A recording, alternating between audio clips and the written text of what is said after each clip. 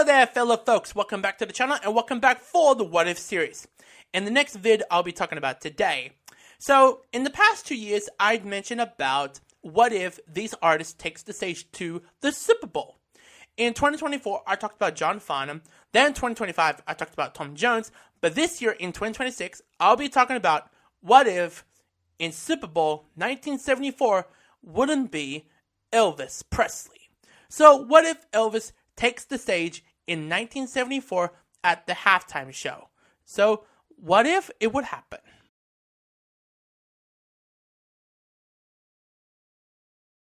Before I tell the story, where did I get the idea from? Well, I'm stretching out some ideas from last year, and what type of topics I would love to talk about. And I said, why not we can talk about Elvis doing the halftime show. Also, figuring out where it would take place, and how many songs it would be in the set. So I discovered a story would love to share with you all. So, let's get to it. So this is the year of 1974. Elvis sets the stage to perform at the halftime show. Hot off the success of the Aloha from Hawaii the year before, Elvis Presley was riding sky high. In the early years of the 1970s were massive for him. Television ratings across the country were strong. However, the NFL wanted to take a risk, a bold one. And that risk is taking an artist, a major popular artist, to take the stage at the halftime show. And it would be broadcast by CBS. And of course, we all know over the years, from in the 90s or something, that Fox was broadcasting it, and then it was NBC, then CBS, and then back to Fox, and then go back and forth. So at that time, I think it was CBS and NBC, they got the halftime show broadcasting rights. At the time, this was a test. On the 8th year of the Super Bowl, no one knew if having a music superstar perform during the halftime show would actually boost viewership or hurt it. In this what-if timeline, the NFL quietly experimented with the idea years before the halftime shows officially became a major spectacle in the 90s. In late 1973, while Elvis was planning his touring schedule for the following year, that'll be in 1974, rumors began circulating that he would be returning to Houston in early of 74. Some believed it would be January, but in reality, in the real life, that Elvis did perform back to Houston in March and April of that year. But behind those closed doors, the NFL executives decided that 1974 will be the momentum year for the Super Bowl.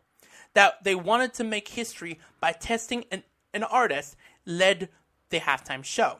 By late of 1973, in September, a shortlist was drawn out. Artists who could have a potential to take the stage. So they have Wings, Paul McCartney's band, after the success with the theme of James Bond's Live and Let Die, and The Band on the Run. However, at that time, the album wasn't even out yet. Elvis Presley, his breakout performance from his Aloha from Hawaii show. Roy Orbison, to be honest, he has rough situations in his life. If they can resurrect his career and people care about him, who knows? Elton John, with a success of his Goodbye Yellow Brick Road. However, it wasn't even out yet, but everyone knew it would be a damn well hit. Pink Floyd. Well, with Pink Floyd, with their huge, massive success with Dark Side of the Moon, why not? Well, it's in their top 5 list. However, they never contact them. Billy Joel. He wasn't that famous either, until in November of 73 with Piano Man. Who knows? Tom Jones, I don't think so, because he'll be too busy doing Vegas, to be honest. So here is in their top 5 list are number 1, Elvis. Wings, number 2. 3, Pink Floyd. 4, Elton John. And 5, Billy Joel. Elvis was their first choice. Initially, Elvis and his team rejected that idea. The concept of the halftime show headliner by a major artist was unfamiliar. With the idea of being as a test, didn't sat right at first. By early November 1973, the NFL representatives flew to Graceland to meet Elvis in person while he was prepped for his 1974 tour. during Vegas. They explained their vision that this performance could shape the future of the Super Bowl itself. Once they clarified the idea, Elvis became too uncertain that if he decided wants to do it or decided don't want to do it. And they also mentioned that the game would be held in Houston, which alleged perfectly with Elvis's plans to perform there later that year. The timing felt right. Elvis was told that 1 million people all over the US will be watching on television the halftime show, and they sealed that idea. Elvis agreed. So 4 days before the game, Elvis arrived in Houston, the venue at Rice Stadium. He was scheduled to perform for over 12 minutes straight. A massive stage was contrasted, bigger than anything halftime audiences had ever seen. Elvis rehearsed for over 20 to 40 songs, eventually narrowing down the setlist down to just 5 songs. On January 13th, 1974, Super Bowl number 8 had finally kicked off. There was no public announcement about the halftime performer. As the halftime arrived, fans in the stadium and at home watched in confusion as a massive stage has begun to shape on the field. Then suddenly, an opening is started to begin. The crowds were erupted. Elvis Presley emerges.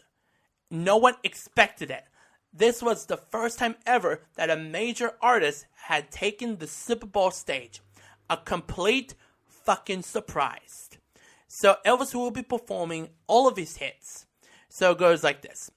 Kicks off with Burning Love, Steamroller Blues, and then his medley with Heartbreak Hotel, Don't Be Cruel, Hound Dog, Blue Suede Shoes, and All Shook Up. A Big Hunk of Love, and Suspicious Minds. The performance was electrical.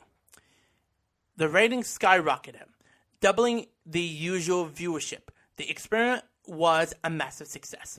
Although it's unofficial in the What If timeline, this performance quietly changes the Super Bowl history forever.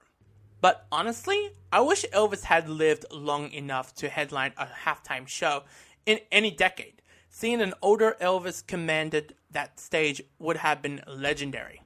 Well, that is it for the What If series. Hope you all enjoy it. Comment, like, and subscribe. If y'all haven't subscribed to me yet, you will miss any content I'll be putting out. And hit the notification bell if y'all haven't done it yet. Take care of yourselves and see y'all next time.